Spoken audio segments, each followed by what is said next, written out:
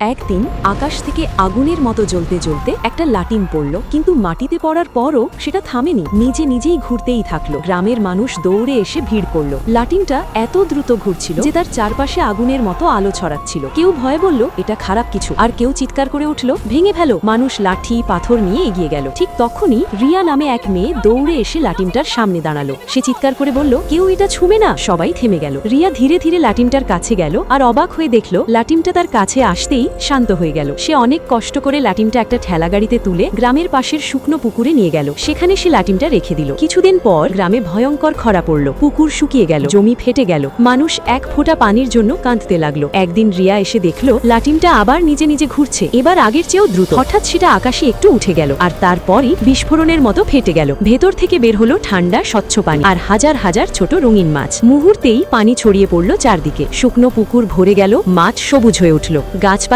আবার জীবন্ত হয়ে গেল। পুরো গ্রাম আনন্দে চিৎকার করতে লাগলো বাঁচলাম। কিন্তু দূরে দাঁড়িয়ে রিয়া চুপচাপ কাঁদছিল, কারণ তার এই গল্পে কেউ লাইক আর সাবস্ক্রাইব করেন না।